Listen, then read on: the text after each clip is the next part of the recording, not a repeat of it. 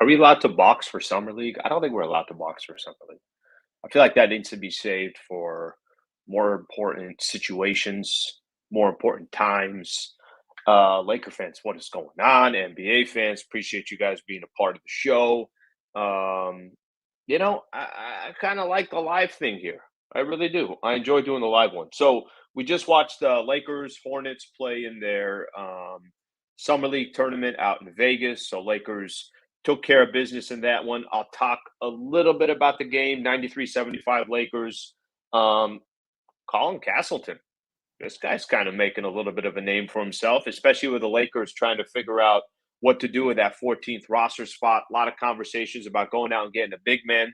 So I'll spend a little time on him. I'll spend some time on the big man situation as well with the Lakers. Still nothing. It sounds like the Lakers will eventually fill that roster spot with a big man, but still to this point, nothing on that. I want to also talk about there was a good article on Austin Reaves. Actually, it wasn't even an article. It was Zach Lowe on a podcast talking about how he might be the best contract in the NBA. So I'll get into that as well. And then the last thing I'll get into before the show ends today is this in-season tournament. You like it? Do you not like it? Are you open to the idea? Are you not open to the idea? I think I've read the article 2 or 3 times that explains the in-season tournament. I think I'm getting more and more confused after every time that I read it. So maybe I should just refuse to read it. So maybe I'll do that. Okay. Real quick here.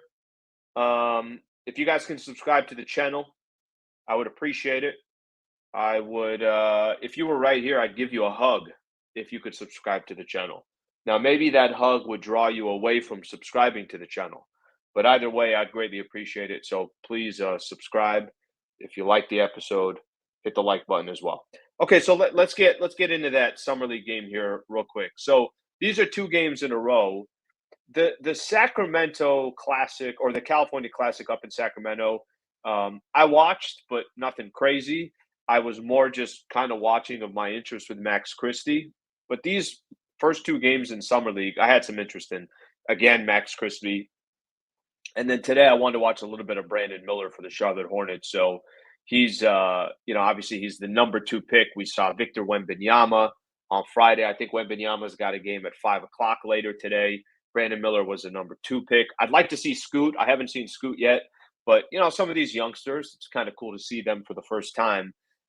Lakers won the game, 93-75. Not that big of a deal. Brandon Miller, by the way, really bad. Can I just say this? And I know we're not going to spend too much time on Brandon Miller. I don't think I've seen this dude play a good game. I really haven't. In the March Madness tournament, he runs his mouth a lot. But in the March Madness tournament, he was awful. And I know that because he played against, where's the logo here? SDSU Aztecs, my Aztecs. And they played in the Sweet 16. He was awful in that game. And San Diego State ended up beating Alabama.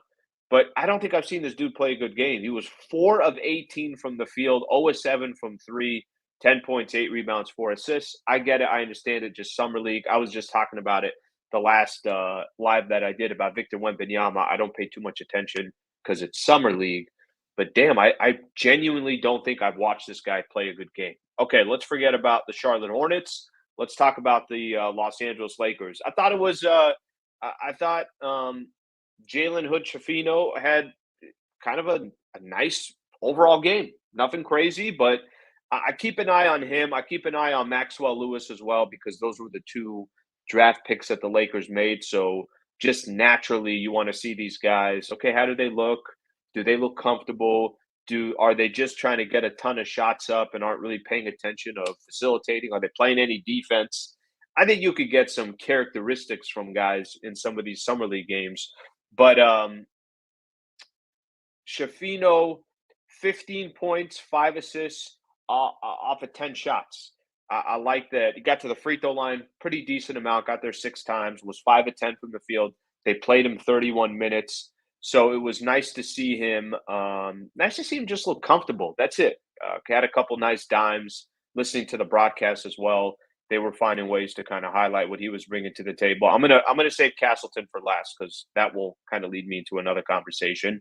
Um, okay, let's go to the other rookie that the Lakers have, Maxwell Lewis. 12 points, had 4 rebounds, only took 9 shots, was 5 of 9 from the field. So you like seeing that. By the way, Jalen Hood-Schifino took 2 threes, hit both of his threes. That's going to be important for him and Maxwell Lewis to be somewhat of a threat from the outside. I think that's going to be key for them. More for Jalen Hood-Schifino, just because specifically for him, he's not really a threat from the outside. So the more he could kind of churn that or add that to his game.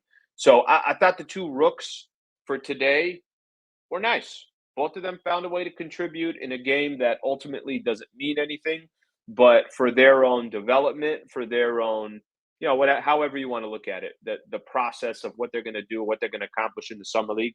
I thought both players were good this afternoon. Max Christie is the one player that I think a lot of Laker fans are really, really excited about. 3 of 10. Did not have all that great of a night. Did have 6 assists, had 4 blocks. I like that. I think, is going to become more and more of a defensive specialist in the league, and he's got the ability. I saw him one of his drives, just kind of so smooth getting to the basket, putting up with his right hand, and instantly when I saw the way he got to the basket and the way it just looked so smooth, I was like, wait a minute here.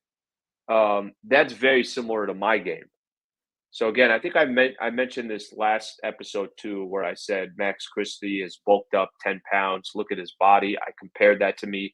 I always also compare his getting to the basket with his right hand. It's just smooth. You know what I mean? It's just smooth.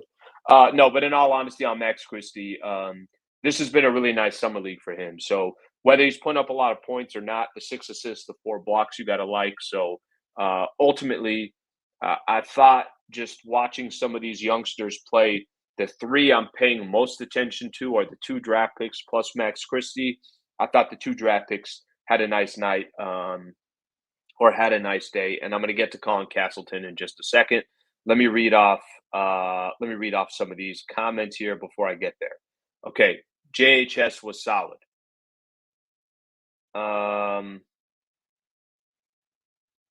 Let's see what else we got here. Maxwell Lewis reminds me of Pippen because his length and defense. Careful with the Pippen comparison. I mean, Pippen's one of the greatest to ever do it. Literally one of the greatest to ever do it. By the way, if you throw up a super chat, you're 100%. I'm gonna read it no matter what. So just so you know, sounds like everybody wants to get to Castleton. Okay, so I will transition here to get to Castleton. I would be lying to you if I said, "Oh yeah, I know everything about Colin Castleton." You asked the question, I will tell you everything about him. No, I don't. But in this summer league, I think he's turned some heads to at least let people know. It's like, oh, hey, this guy's kind of interesting. Okay, where's he from? All right, he's out of Michigan. Cool, cool. What's his size? 6'11". Sounds good. Is he a guy that's going to get pushed around? No, he weighs around 250 pounds. So I think and he's undrafted, by the way, did not get drafted. I think he's an interesting player. And I think what makes him interesting is the fact that I'll use today as an example. He had 21 points and 14 rebounds. That's a nice afternoon. 26 minutes of play. So it's not like the guy played 35 minutes. 26 minutes of play, 8 of 13, went 21 and 14. And there's been a few different times, I think, so far, whether in the California Classic or in the Summer League, where it's like, wait, who is this guy? Tell me a little bit more about Colin Castleton. And the reason why he becomes a little bit more interesting is because you go look at the Lakers right now and you look at what they don't have. What they don't have, I think, is depth at that center position right now. So I think that's what makes Colin Castleton so interesting. What makes him interesting is, all right, so right now what the Lakers are set up with, they got Anthony Davis and they have Jackson Hayes. I've even heard there was a story out there that, hey, Jackson Hayes, it was actually not even a story. It was some of the comments that Pelinka had made, that maybe Jackson Hayes will play at the 5 and Anthony Davis will play at the 4.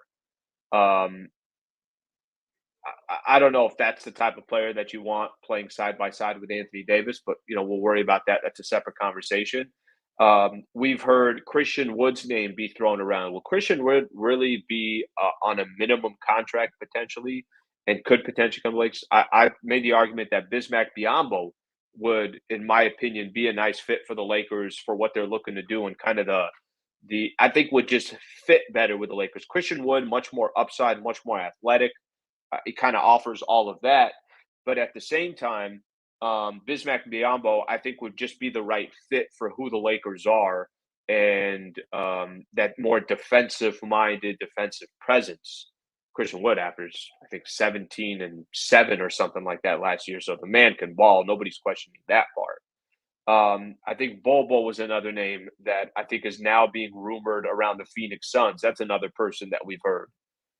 But I'm going to kind of take this all back to the player that I keep going back to. Those are all guys that are out there. Those are all guys that you could potentially sign. I'm sure, you know, Christian Wood is waiting for, I don't want to get the minimum. I deserve more than the minimum. Bismack Biyombo probably looking around saying, okay, hey, what's my best fit? Colin Castleton is a player that you already have. Colin Castleton is a player. I saw somebody else put here, hey, you know, um, he could be the type of player where he'll be on a two-way, and let him slowly but surely get opportunities in the NBA, and let's see what he can do. I'm just going to show you some of the comments of what some of these Laker fans are talking about when it comes to Colin Castleton. And I want to, make sure that I emphasize this when I'm talking about it. Ultimately, at the end of the day, we shouldn't overreact to anything that happens in the summer league. It's the summer league. That's what it is. It's the summer league, and we just take it as the summer league. But I'll read a couple of these comments what people have. Here's a comment. Keith Castleton, you don't need Wood. Talking about Christian Wood. Castleton, fundamentally sound player. Here's another one. Sleep. What do you think about Castleton? Can he find a place on our roster? So I think there's a lot of comments here. Here's another one. Oh, Castleton gets some real PT. Very impressive. Again, it is literally just summer league, but it's interesting to watch players, especially when you already feel like you're lacking in that position. Can this guy potentially be a piece of what the Lakers have? If I'll go back to the size. 6'11", 250, that's great size.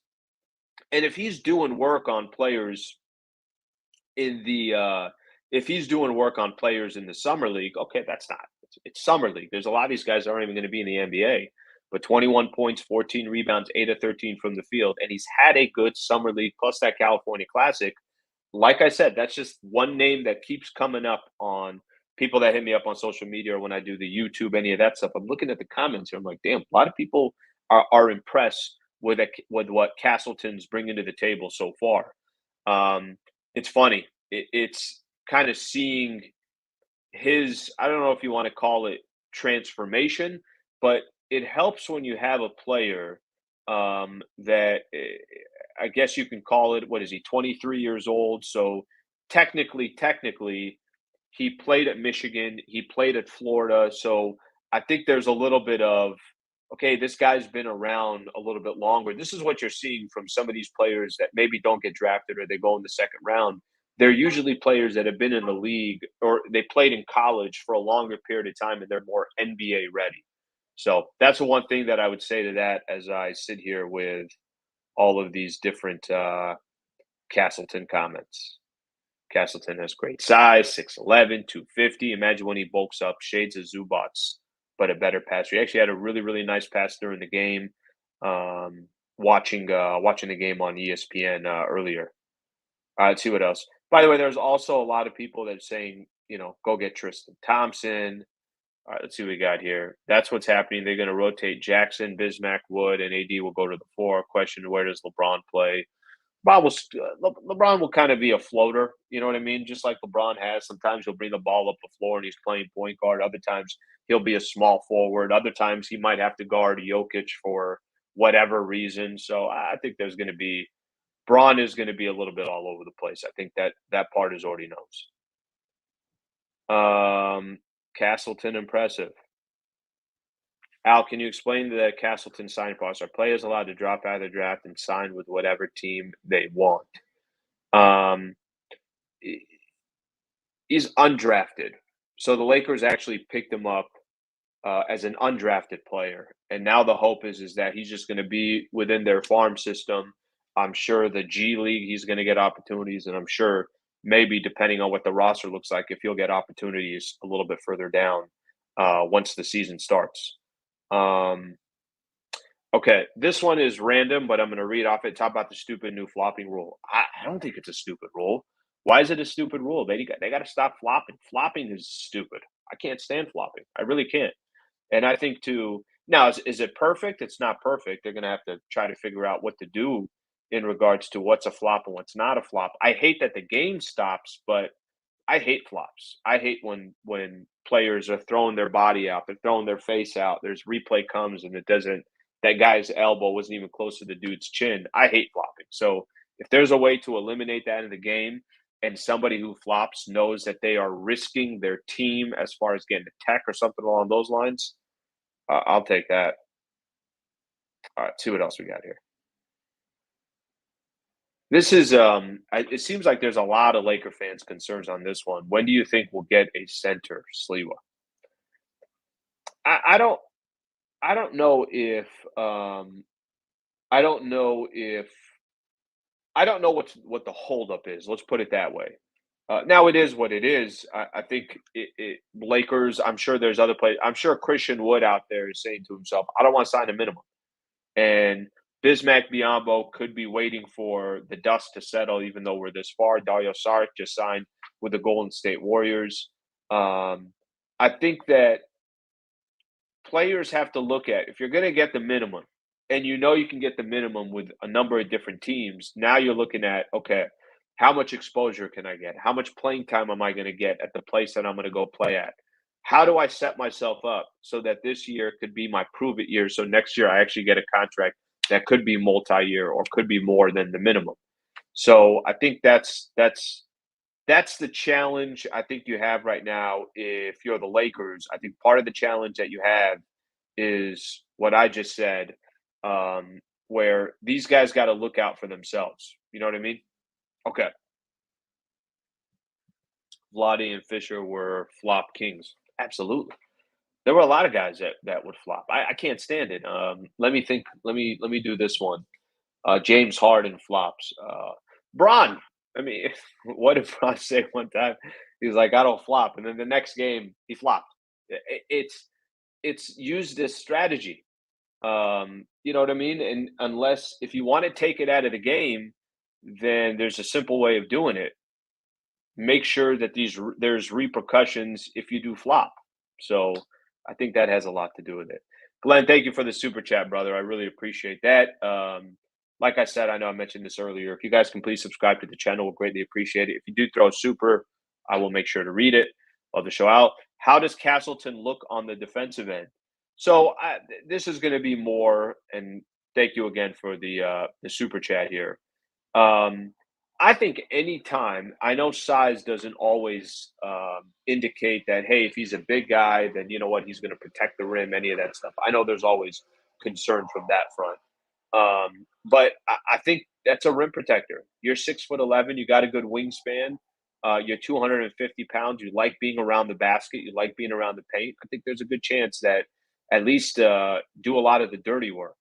Biombo, of all the guys that I just mentioned, it's the only reason why I like Bismack Biombo is I know he's a rim protector. We've seen it in the NBA. We know he's an enforcer. So I think there's a little bit of that. Jackson Hayes, I don't I genuinely am not sure what he's going to be able to bring to the table. There's a reason why the Pelicans, he was a top 10 draft pick. The Pelicans just let him go. And it's not like there was a line out the door for Jackson Hayes. Lakers got him at a minimum. So I don't think there's enough depth there in that center position. So I think the Lakers definitely got to do what they have to do to go find another one. Um, let's see what else we got here before I go into the in-season tournament. Vlade invented the flop. You're not lying there. You're not lying there. It was very. It, I think from the European game, the international game, I swear the flop came in, and then it was from there, it was used all the time. Okay, so I want to get into the in-season tournament. I just want to let me do one other thing real quick here before I get into the in-season tournament. I want to read one thing off because I thought it was interesting. I should have probably done my own little video on this one, but I'm going to do it anyways. Zach Lowe was doing his Low Post podcast. All right. And I'm going to read a quote that he had on Austin Reaves. We all know Austin Reaves, what did he get? 4 years, 56, I want to say. Um, I'm going to read off a quote of what he said about Austin Reaves. He said, I think the Reaves contract has a chance to be one of the best contracts in the league from a team perspective. And the Lakers got very, very lucky that nobody made them pay through the nose. And I know San Antonio was going back and forth on it. And just for whatever reason, they didn't do it. That's a steal. I'm going to read off one more quote here. Actually, that one's not that important. I'm going to just stay with what Zach Lowe just said there. So, Laker fans, this is one. I think it was on the pod a few days ago, and I just haven't got a chance to talk about it. I've talked with you guys about this, and I've mentioned it that ultimately the Lakers. It wasn't just about re-signing the players. At what cost did you re-sign the players? And I've talked about there's tremendous value with I think the D'Angelo Russell contract. I think sounds very valuable. The Gabe Vincent contract doesn't look crazy at all. The Rui contract's the only one that I would say, okay, hey, he's got to go work for that one and prove to people that what he did in the playoffs is exactly who he is. That wasn't just a great stretch run. But the Austin Reaves contract to me, man, I'm still tripping about that. I'm still kind of sitting there saying to myself, like, that's an unbelievable, unbelievable contract. 4 years, 56 million for Austin Reaves, who is a player that you got to play 30, 35 minutes a game, is a player that plays incredible defense, is a player that you have a lot of confidence in what he does, what he brings to the table. He's a playmaker. I mean, everything. Tell me what Austin Reaves doesn't do. I mean, he takes full advantage of everything, every piece of his body and his DNA, he takes advantage of. And I loved the quote from Zach Lowe, and I couldn't agree more. And I know I mentioned it once they signed Reaves, like 4 for 56. I thought this dude was going to get at least 80. And there wasn't a team that went out there, which is surprising that they didn't say, okay, well, we'll take our chances. Lakers, if you're going to match it, cool. The Houston Rockets went and paid Dylan Brooks 4 years, 80. Would you not have rather had Austin Reaves or at least made an attempt at Austin Reaves? But maybe they thought we got no chance at Austin Reaves. Let's just take the guarantee of Dylan Brooks. That's what they ended up doing. I think that 80 is going to be even higher. I think I was reading an article today, could kind of go up to 90, something along those lines. But his exact quote from Zach Lowe, I think the Reaves contract has a chance to be one of the best contracts in the league from a team perspective. It's a very, very team-friendly deal. I just wanted to get that in, and I couldn't agree more on it. All right, see what else we got here. I've been for the third star all along and have argued about it before the moves. It all changed once I saw the actual salaries. That move is better than giving it to Westbrook, in my opinion. It's a great point. I think a lot of people, Laker fans get so caught up, not even just Laker fans, I think the Laker franchise gets so caught up in we need another star, we need another star, we need another star. And they didn't go get a star at the break, and then they didn't go get a star in the offseason. I think a lot of people are looking at this Lakers contract saying to themselves, or this Lakers offseason saying to themselves, yeah, that was a good offseason. That was a good offseason. I agree with it. I definitely agree with it. If Rui can be what he was in the playoffs, we have a Porter Jr. on our team. Here's the thing. Rui has not been that in his career. So it would be an outlier for Rui to do what he did. Rui shot almost 50% from three. I think he shot 55% from the field. So Rui doesn't even have to be that good what he was in the playoffs. Rui's just got to be a consistent all-around player. And if he's a consistent all-around player, I think the Lakers will be fine. I think that signing will certainly show that it was the right move to make. Okay, last one I'm going to read. I'm going to get into this in-season tournament. Lakers will end up trading D'Lo and Vando for Miles Turner before deadline. whatever they end up doing, what I think it all comes down to for the Lakers, it's very, very simple what it all comes down to, the Lakers. They have very movable contracts that I don't think are backbreakers, and I think a lot of teams would be potentially interested. Um, so we'll see what happens. I don't think the squad that the Lakers have right now will be the squad by the time the playoffs start next year or by the time the trade deadline comes. Okay, let me get into the article that I want to get into here real quick. Colin Castleton, kind of a freaking baller. This guy's coming out of nowhere. Okay, I'm going to share this screen with you guys here so that we could look at it together. Let's do this, share screen. All right. Okay. So, here's what we got. Let me walk through this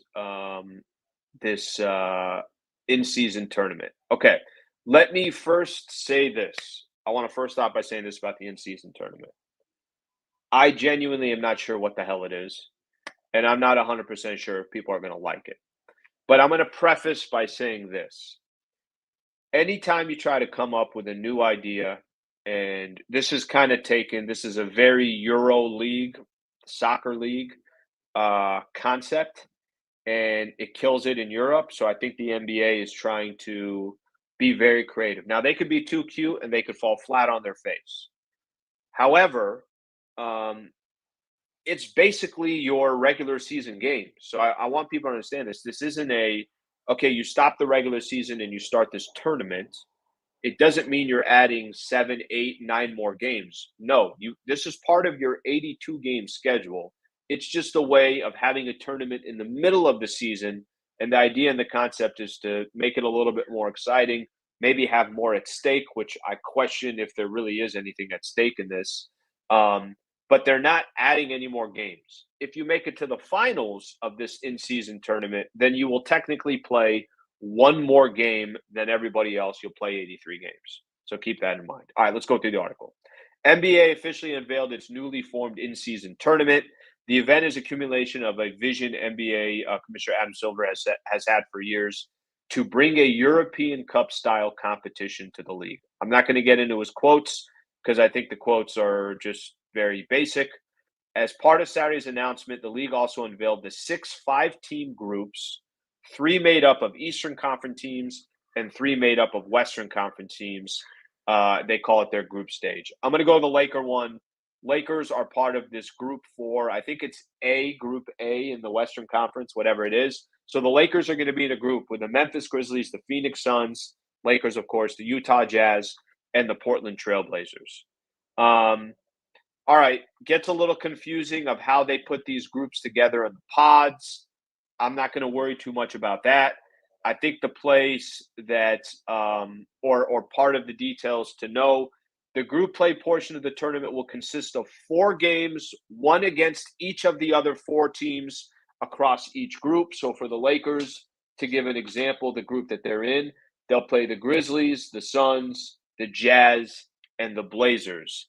That will take place on 7 dates throughout November. This year, those dates, all right, November 7th, a combination of 4 Fridays and 3 Tuesdays. Ultimately, at the end of the day, this is what you're looking at. The winner of each group will advance to the knockout round, along with the highest finishing team that didn't win a group in each conference. Those teams will play in the quarterfinals. Eventually, you're going to have 4 teams play in the semis and the championship game at T-Mobile Arena in Las Vegas. The actual incentive, the incentive is supposed to be the players will take home $500,000 for being on the team that wins the NBA Cup. The losing team will take home $200,000. So that's the way that they're going to set this whole thing up. All right. I'm going to stop sharing this. I'm going to come back here. So now we could actually talk about it. It's confusing as hell, even though I think it will simplify itself as we get closer. And I think when you just do it once, then we'll all know what the hell is going on. As of right now, for me personally, it seems a little bit all over the place, but I want to give Adam Silver and I want to give the NBA the benefit of the doubt. So I don't want to knock it until we try it. I don't want to sit here because I think there's a lot of people right now saying, "What the hell are they doing? This is stupid. This is idiotic. The NBA is getting too cute." You might be right. You might be 1,000% right. But maybe, just maybe, that because it's part of the 82 games, the regular season schedule, does it really matter? I mean, we're already watching 82 games of Laker basketball, whoever your favorite NBA team is. Do you really care about those games in November? Are you really watching a game versus the Charlotte Hornets or a game versus the Portland Trailblazers on November 16th saying, "Oh my gosh, this game has all the meaning in the world"? No, you're probably not. So I think there's a little bit of intrigue. I think there's a little bit of, all right, let's see what happens here. I don't think the $500,000 incentive that they're going to incentivize these players, I don't think that matters to the players. I don't know what the incentive is for consumers to say, "Oh my gosh, I have to watch this and see who's going to win this in-season tournament." I don't know what the incentive is going to be there. And the one thing that I would worry about if I was the NBA, are there going to be a lot of teams saying, "Okay, so we made it to the semifinals. Um, let's just use the Clippers as an example. Should we just not send Kawhi and Paul George to this in-season tournament, the championship, the semifinals?" If you're the Lakers and you say, "Can I just get Braun to sit out for a couple of days and not have to worry about that and load manage him?" I'm using just these players as an example. It could be Giannis, it could be Steph, it could be whoever the hell you want. What's the incentive for the players who are worth hundreds of $1,000,000 and just don't care about 500 grand? You know, that's my only question. Is there going to be enough of an incentive for these players to play? I will say, as a consumer, I'm intrigued. I'm intrigued. I'm curious. I don't know. We've never done an in-season tournament. I think these games in November are just gonna, they're not gonna be that big of a deal anyways. So to have an in-season tournament, all right. I don't think it's the end of the world. I really don't. All right, let's read some of these comments here. Um, In-season tournament sounds like another way for the NBA to make more money. That's it. By the way, let me tell you this: you're not wrong. But this is the one thing that I will say about that. I'm not the biggest fan of the um the playing game, the playing tournament, whatever you want to call it. I'm not the biggest fan. I'll tell you why I'm not the biggest fan. And by the way, I watched all of them, and they're all exciting. And you're right, it's new sponsorships, it's more money, it's more viewership. It's this exciting race to the end to take teams that are literally irrelevant and put them in a tournament to try to see who's going to grab the last two spots between the 7 and the 10. And you could sit and make an argument and say, "Well, Al, the Lakers were in that tournament. They got to the Western Conference Finals. The Heat were in that tournament. They were an 8 seed, and they ended up getting to the NBA Finals."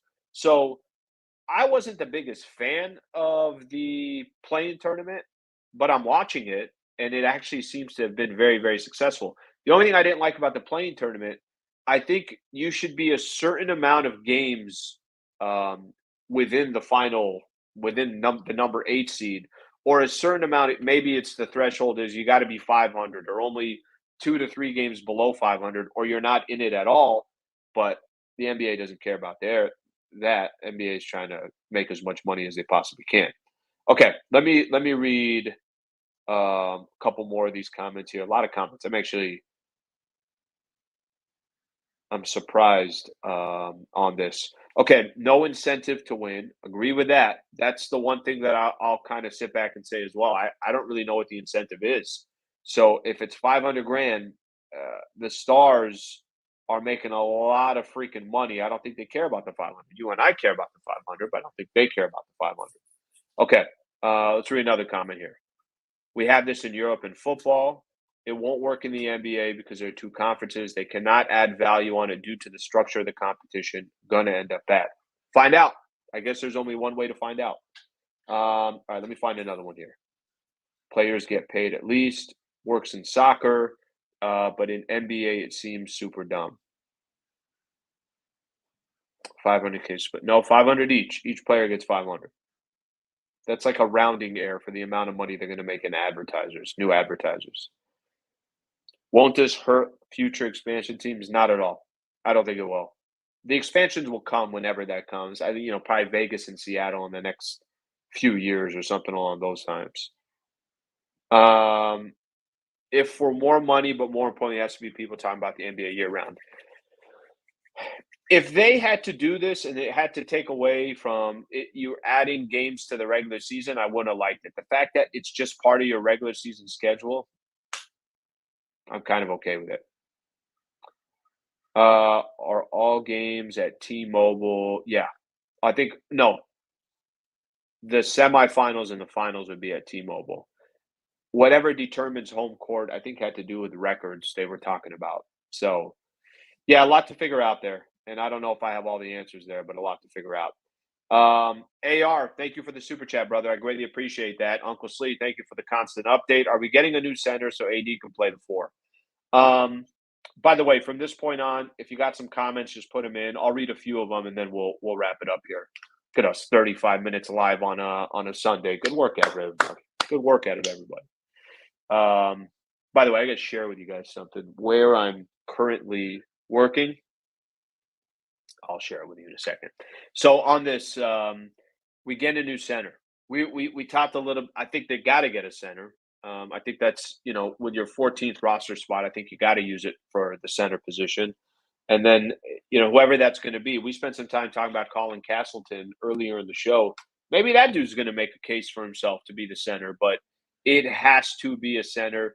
And I don't know about AD playing the four. I think you're still going to see AD a ton at the five. I really do. I think especially if the Lakers go LeBron, Rui, AD, and then you're going to have probably D'Lo, AR, or AR and Gabe Vincent, something along those lines.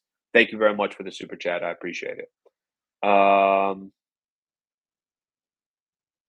Let's see. They got to have playoff spots or something like that, like another bracket, merge it within the plane somehow. Otherwise, better make it youth championship or something.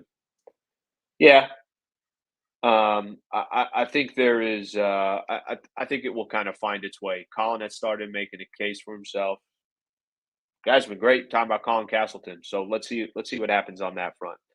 Okay. Um, thoughts on allowing the winner automatically earn a playoff spot? Hmm. Look, now we're talking more. I think if the incentives are just financially based, I don't know about that. I think if hey, if you win this whole thing, you're in the playoffs. Now, I don't what does that do as far as seeding goes? Does that team now just I mean, you want to talk about load managing. I think that might be a concern too that all right, we already got a playoff spot. We don't have to worry about trying to win, 45 or 50 games or 55 games, whatever the case is. That's an interesting one. So we'll kind of see how that eventually pans out. Okay, so I'm gonna show you guys something here. Let's see what we got here. So currently, I'm gonna give you guys an idea where I am.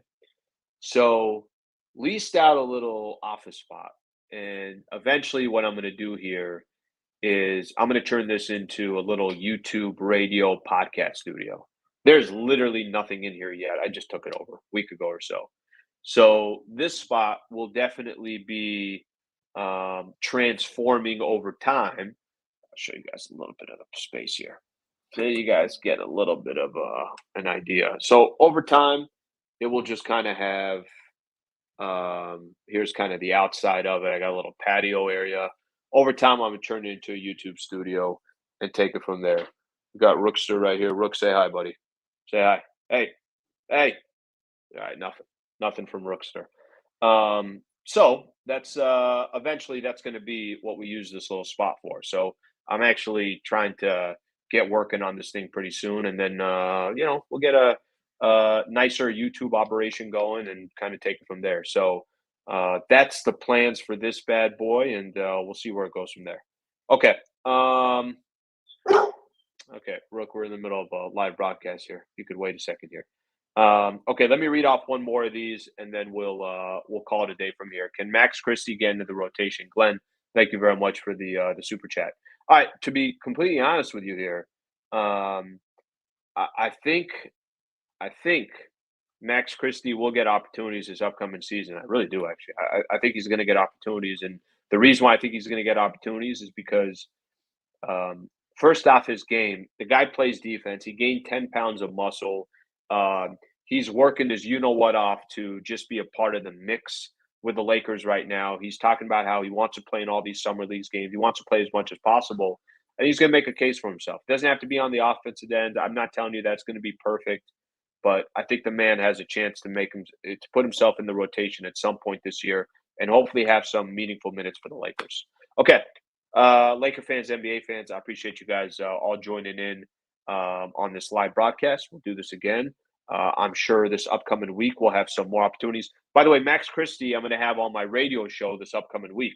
So Max Christie will also be a part of it, and you'll get a chance to hear that. So thank you, Lake fans. I appreciate it. NBA fans, please subscribe to the channel, and we'll get back with you guys very, very soon. Thank you, Lake fans.